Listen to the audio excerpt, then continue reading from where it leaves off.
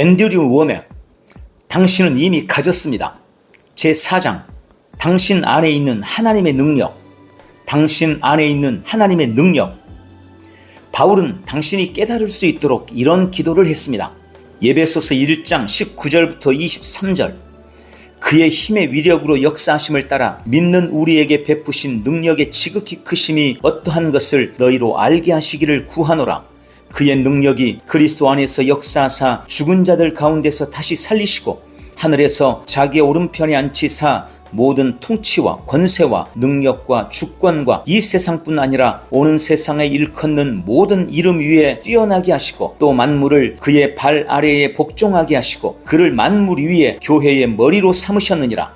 교회는 그의 몸이니 만물 안에서 만물을 충만하게 하시는 이의 충만함이니라. 하나님께서는 믿는 우리에게 베푸신 지극히 큰 능력을 당신이 보기 원하십니다. 그것은 죽은 자들로부터 예수 그리스도를 다시 살리는 데 사용하신 동일한 능력입니다. 당신은 주님께 더 많은 능력을 달라고 구했던 적이 있으십니까? 주님의 능력이 어디에 있다고 생각하십니까?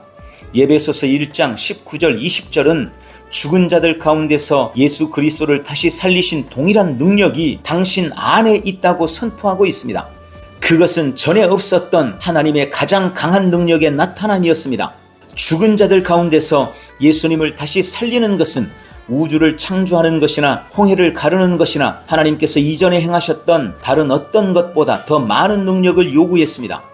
만약 당신이 얼마만큼 많은 능력이 드러났는지 하나님의 능력을 측정할 수만 있다면 장담하건대 그리스도께서 죽은 자들 가운데서 살아나셨을 때 그 능력이 최고점에 달했을 것입니다. 왜 그렇습니까? 사탄과 모든 그의 악한 영들은 예수의 부활을 막기 위해 그들이 할 수 있었던 모든 것들을 다 행하였습니다. 그러나 그들은 실패하고 말았습니다. 멸망했습니다. 제가 참석한 대형 교회는 멋진 부활절 성극을 펼쳤습니다. 성극에서 사탄은 시험하는 산에서 예수님을 조롱했습니다. 또한 사탄은 십자가에 못 박아라 라고 계속해서 소리치는 군중들 속에 나타났습니다.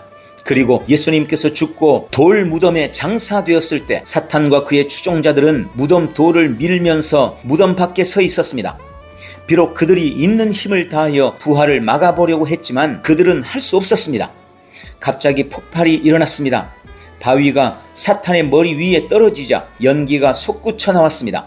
예수님께서 무덤 밖으로 의기양양하게 나오셔서 바위 위에 서 계셨습니다. 비록 이 성극이 실제를 그대로 기록한 것은 아니지만 영적인 진리를 정확하고 상징적으로 드러내주고 있습니다. 사탄은 자기가 할 수 있는 힘을 다했습니다. 그러므로 그의 권세는 하나님의 것과 비교하면 아무것도 아닙니다. 예수 그리스도의 부활은 이전에 없는 하나님의 가장 큰 능력의 나타남이었습니다. 그리고 죽은 자들 가운데서 다시 살리신 동일한 능력이 당신 안에 있습니다. 천국 어딘가에 있는 것이 아닙니다. 그것은 거듭난 당신의 영 안에 있습니다. 당신은 더 큰 능력을 필요로 하지 않습니다. 당신은 당신이 이미 갖고 있다고 믿기만 하면 됩니다. 그리고 그것이 어떻게 역사하는지를 발견하기만 하면 됩니다. 하나님의 능력이 어떻게 역사하는지를 보여주는 법칙을 발견하십시오. 그리고 그것을 행동에 옮기십시오. 당신이 이 계시를 받아들이면 오늘날 기독교로 가장되고 떠돌아다니는 대부분의 종교적인 전통이 파괴될 것입니다. 구걸하는 자가 아니라 명령하는 자. 이 계시는 분명히 당신의 기도하는 법을 바꾸어 줄 것입니다. 당신은 오 주님, 저는 아무것도 아닙니다. 저는 아무것도 없습니다. 그러나 당신이 무엇인가를 할 수 있음을 믿습니다. 오셔서 역사해 주세요. 라고 말하면서 하나님께 구걸하는 것을 멈추게 될 것입니다. 그 대신에 당신은 담대한 자세로 말할 것입니다. 주님, 본질적으로 저는 아무것도 아닙니다. 저의 인간적인 능력의 근거에서는 어떤 덕이나 가치도 없습니다. 그러나 아버지, 저는 당신과 언약을 맺었습니다. 저는 새로운 피조물입니다. 거듭난 제 영 속에 죽은 자들 가운데서 예수님을 다시 살리신 동일한 능력이 있습니다. 병든 자에게 손을 얹은 즉 병이 나을 것이라고 하나님의 말씀을 통해 말씀하셨습니다. 저는 그것을 믿습니다. 당신은 일어서서 권세를 갖고 명령을 내리기 시작하고 그리고 하나님의 능력을 드러낼 것입니다. 베드로가 성전문에 있었던 안진뱅이를 보았을 때 이것을 행하였습니다. 하나님의 능력이 자기 안에 있는 것을 깨닫고 베드로는 선포했습니다. 사도행전 3장 6절, 내게 있는 이것을 너에게 주노니 나사렛 예수 그리스도의 이름으로 일어나 걸으라. 그리고 나서 그는 손을 뻗쳐 그 사람을 붙잡고 일으켜 세웠습니다.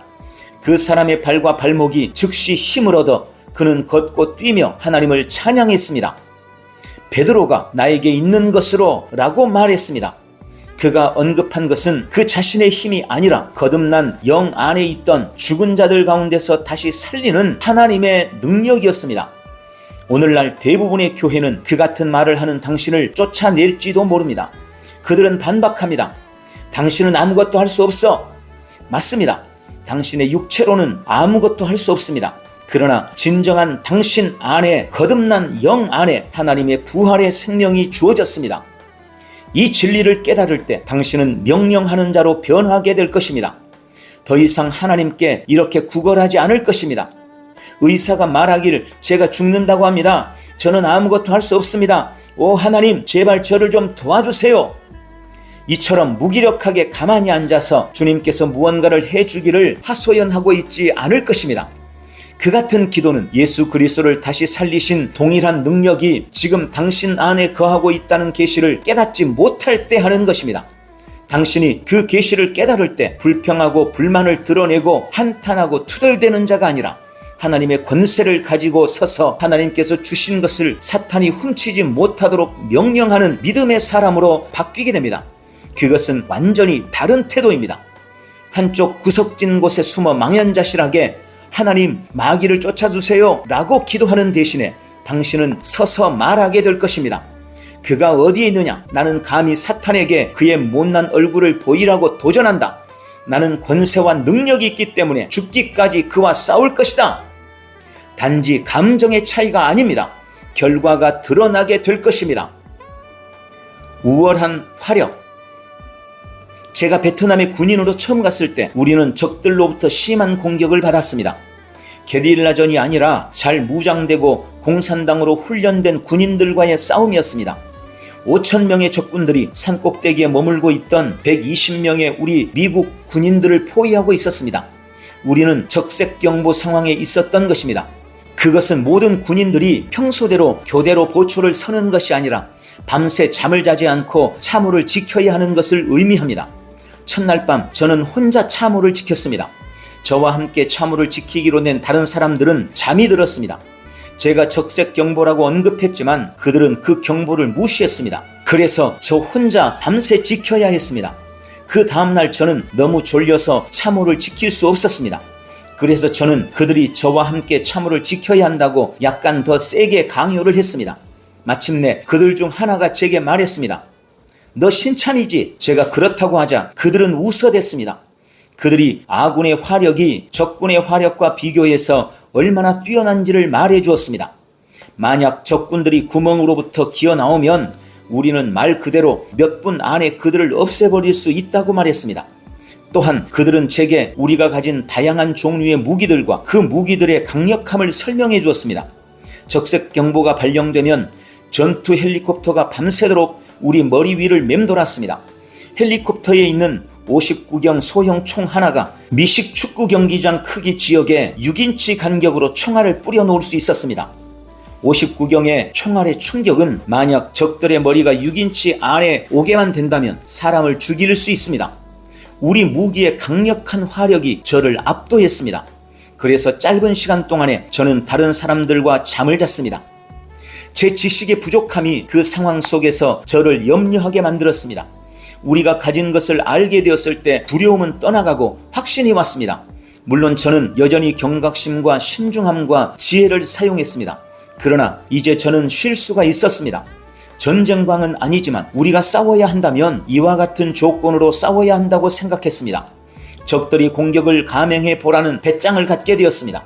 그러므로 투덜대고 불평하고 한탄하고 하나님께 구걸하는 것을 멈추어야 합니다. 예수님께서 무엇을 이미 하셨는지를 발견하고 그것을 드러내는 법을 배우십시오. 그러면 두려움 대신에 확신이 들어와 여러분을 명령하는 자가 되기 위해 거듭난 자로서 행하게 만들어 줄 것입니다. 다수가 다스립니다. 바울의 기도를 여러분의 기도로 바꾸어 보세요. 아버지, 저는 어렴풋이 알고 있습니다. 하지만 계시를 필요로 합니다. 제 마음의 눈을 열어주셔서 당신 안에 있는 부르심의 소망이 무엇인지 알도록 도와주세요. 기업의 풍성함과 저의 거듭난 영에 두신 죽은 자들 가운데서 다시 살리신 지극히 크신 능력을 깨달을 수 있도록 저를 깨우쳐 주시옵소서. 아버지, 제가 이미 갖고 있는 것에 대한 계시를 제게 주시옵소서. 반대로 이런 기도는 드리지 말아야 합니다. 오 하나님, 제가 갖고 있는 것보다 더 많은 것을 주시옵소서. 충분하게 갖고 있지 못합니다. 당신께서 무언가를 할 수 있다는 것을 알고 있지만 저는 아무것도 할 수 없습니다. 그것은 거듭난 영이 아닌 육체적인 영역에 있어서는 사실입니다. 하지만 당신은 육체적인 것만을 갖고 있는 것이 아닙니다. 당신의 일부분은 거듭났으며 이미 그 안에 그리스도의 생명, 승리, 능력이 들어 있습니다. 지금 당신의 영은 예수님과 같습니다. 바로 이 순간 당신의 영은 영원히 똑같습니다. 당신은 하나님께서 새로운 무언가를 하실 것을 필요로 하지 않습니다. 당신에게는 이미 당신이 갖고 있는 것에 대한 계시가 필요합니다. 당신은 영과 혼과 몸이라는 세 가지 분명한 요소로 구성되어 있습니다. 당신의 거듭난 영은 정확히 하나님과 같으며 그리고 항상 하나님을 위하여 존재합니다. 만약 당신의 혼, 즉 당신의 정신적이고 감정적인 부분이 새롭게 되어 하나님께서 말씀하신 것이 당신의 영 안에 있다고 믿는다면 당신은 영과 혼, 즉 함께 육에 대항하는 둘 안에서 하나님의 생명과 능력을 경험하게 될 것입니다. 반대로 당신의 혼이 육체적인 몸과 동의를 하게 되면 당신 안에 있는 하나님의 생명과 능력은 자연적인 영역, 혼과 몸, 즉 함께 영에 대항하는 둘에서는 드러나지 않게 될 것입니다. 언제나 단순히 다수가 다스립니다. 만약 당신의 감각 지식이 당신을 지배하게 되면 당신의 혼은 당신의 몸과 동의하게 될 것입니다. 따라서 당신 안에 있는 하나님의 생명과 능력의 흐름은 멈추게 됩니다. 만약 오로지 시각과 미각과 청각과 후각과 촉각만으로 당신의 생각을 통제하게 두면 당신은 이렇게 말하게 됩니다. 만약 내 안에 부활의 능력이 있다면 내가 그것을 느낄 텐데 내가 아무것도 느낄 수 없는 것을 보니 나는 그런 능력을 갖고 있지 않는 것이 분명해. 바로 그것이 당신의 부활된 영 안에 있는 하나님의 초자연적인 능력을 드러내지 못하게 하는 것입니다. 눈물을 닦으십시오. 로마서 8장 13절, 생각하건대 현재의 고난은 장차 우리 안에 나타날 영광과 비교할 수 없도다. 영광이 우리를 향해 드러나는 것이 아니라 우리 안에 있는 것에 주의를 기울이십시오. 우리가 천국에 이를 때 갑자기 하나님께서 그의 영광을 우리에게 주시는 것이 아닙니다. 우리가 천국에 이를 때 우리는 더 이상 육체적으로 생각하지 않게 됩니다. 우리는 우리 안에 이미 있었던 것을 온전히 보게 될 것입니다. 하나님께서 우리의 눈물을 닦아주시게 되는 이유가 바로 그것입니다. 많은 사람들이 단지 천국에 가는 것 때문이 아니라 우리가 천국에 이르면 우리가 이미 가진 것에 대한 온전한 계시를 받기 때문입니다. 우리는 마귀가 우리에게서 빼앗아 가게 내어준 우리의 처사 때문에 울고 통곡하고 이를 갈 것입니다. 마귀의 거짓 협박으로 인하여 우리는 하나님께서 이미 이루어 놓으신 것을 해달라고 구걸하고 하소연을 합니다. 하나님께서 이미 이루어 놓으신 것을 우리가 믿지 않기 때문에 우리는 그리스도 안에 있는 우리의 특권에 비하면 너무나 낮은 삶을 살아가며 합당한 이유도 없이 마귀에게 맞으며 살아갑니다. 우리가 천국에 가게 되면 처음엔 울고 통곡하게 될 이유가 바로 그것입니다. 주님께서 거기에서 우리가 즐거워하도록 초자연적으로 우리를 위로하지 않으면 안 될 것입니다. 이것은 전적으로 다른 마음가짐입니다. 저는 제가 나누는 것에 대하여 공격적인 태도를 취하는 낭망하며 낙심하고 패배한 사람들을 끊임없이 만나고 있습니다. 그들은 제가 무감각하고 무정하며 아픔을 당하는 것이 무엇인지 모른다고 생각합니다. 저는 제 문제들을 열거함으로써 마귀를 기쁘게 만들고 싶지는 않지만 솔직히 제가 갖고 있었던 문제들로 인하여 너무나 힘들어서 밤새 저는 살 수 있을 것이라고 생각하지 않았었습니다. 저는 제 역량으로 도저히 다룰 수 없는 많은 문제들을 경험했습니다. 하지만 지금 저는 잘 살고 있습니다. 제가 당신과 나누었던 그 진리들이 지금의 저를 인도했습니다. 말을 조심스럽게 하고 기분을 좋게 해주는 세상 철학이 오늘날 기독교에 스며들어 왔습니다. 많은 사람들이 고통을 극복하기보다는 고통 속에서 주저앉아 뒹굴고 있습니다. 그들은 고통으로부터 벗어나오려고 하기보다는 다른 사람의 동정, 자기를 안아주며 등을 두드려주며 참 안됐군요 라는 말을 듣기를 더 좋아합니다. 어떤 사람들은 그들을 오랫동안 자유하게 할 해결책을 찾는 것보다는 일시적인 위로를 더 찾고 있습니다. 해결책. 제가 나누고 있는 것은 무관심이 아니라 해답입니다. 당신을 자유하게 하는 유일한 진리입니다. 당신이 하나님의 말씀에 무지할 때 마귀는 계속해서 당신을 속박합니다. 호세아 4장 6절 내 백성이 지식이 없으므로 망하는도다. 당신의 무지가 당신을 죽이고 있습니다. 저는 사람들이 문제들을 갖고 있다는 것을 알고 있습니다. 모든 사람이 완전치 못하며 완전하게 행할 수 없습니다. 저는 문제에 빠진 사람에 대한 동정심을 가질 수 있습니다. 그러나 당신이 그런 문제들을 들었을 때 바른 반응은 이것입니다. 아버지 하나님, 그것이 사실입니다. 예수 그리스도의 죽음과 장사됨과 부활을 통하여 당신은 제가 필요한 모든 것을 이미 공급해 주셨습니다. 그것들이 바로 지금 제 거듭난 영 안에 있습니다. 그러므로 예수 그리스도의 이름으로 제가 일어나서 당신을 믿겠습니다. 제가 제 것을 올바르게 이해하고 시시한 일들로부터 나오기로 결단합니다. 이것이 지금 당신이 행해야 할 올바른 반응입니다. 만약 당신이 지속적으로 상처를 입으며 다른 사람의 동정을 받고자 한다면 당신은 입에 물고 있던 엄지손가락을 빼야 할 필요가 있습니다. 그리고 성장하십시오. 슬픈 얼굴로 거기에 앉아있지 말아야 합니다. 예수님께서 당신을 위하여 이미 이루어 놓으신 것을 인정하기 시작하십시오. 저의 목적은 돕는 데 있지 당신의 기분을 상하게 하는 데 있지 않습니다. 그러나 소위 오늘날 수동적인 기독교는 이 진리와 반대로 행하고 있습니다. 그래서 많은 사람들이 제가 말하는 것들로 인하여 기분 나빠합니다. 그러나 제가 말하고 있는 바를 주의 깊게 고려해 보셔야 합니다. 이 실체를 이해했을 때 저는 자유롭게 되었으며 그 어느 때보다 더 높은 수준의 승리의 길을 걸어가게 되었습니다. 저는 단순히 인간의 능력 이상의 것들을 행하였습니다. 저는 35년 넘게 낙심하지도 절망하지도 좌절하지도 않았습니다. 저는 죽음으로부터 일어난 사람들, 시력을 회복한 사람들, 말기 질병으로부터 치유를 받은 사람들을 보아왔습니다. 이런 모든 일들은 내 안에 있는 하나님의 능력과 함께 일할 때 이루어졌습니다. 당신의 눈을 하나님에게서 자신에게로 돌리십시오. 제 설교는 효력이 있습니다. 제 주변에 있는 모든 것이 부서져 내려가는 것처럼 보일 때 그것은 저를 견고하게 지탱해 주고 있습니다. 만약 당신이 이 계시를 받으면 그것 또한 당신에게 효력이 있을 것입니다. 그러므로 예배소서 1장 17절부터 23절에 있는 기도를 취하여 예배소서 3장 16절부터 21절에 있는 기도와 조합하여 당신 자신의 기도를 만들도록 권면합니다. 그 기도문으로 기도하고 또 기도하십시오. 하나님께서 새로운 일을 해달라고 기도하지 말고 당신 마음의 눈을 열어주사 그가 이미 이루어 놓으신 것들을 온전히 알게 해달라고 기도하십시오. 믿으시기 바랍니다. 하나님께서는 당신이 갖고 있는 것보다 이 계시를 더 많이 갖기를 원하십니다. 단순히 당신의 마음을 열어서 찾기 시작하십시오. 하나님, 당신이 이미 이루어 놓으신 것에 대한 계시 없이는 더 이상 살 수 없습니다. 하나님께서 이미 행하신 일들을 해달라고 계속해서 구하고 구걸하고 하소연하는 것을 거절합니다. 저는 이런 깨달음을 갖지 않으면 안 됩니다. 라고 기도하면서 긍정적인 길을 찾아야 합니다. 당신이 전심으로 하나님을 찾으면 이 진리들이 당신의 삶을 완전히 바꾸어 놓을 것입니다. 이 계시는 한번 받으면 다시 받지 않아도 되는 것이 아닙니다. 이런 종류의 계시는 매일 그리스도인으로서 당신의 삶의 일부분이 되어야 합니다. 이 책의 나머지 부분은 이 진리를 발전시키고 더 깊게 설명할 것입니다. 당신에게 꼭 도움이 될 것입니다.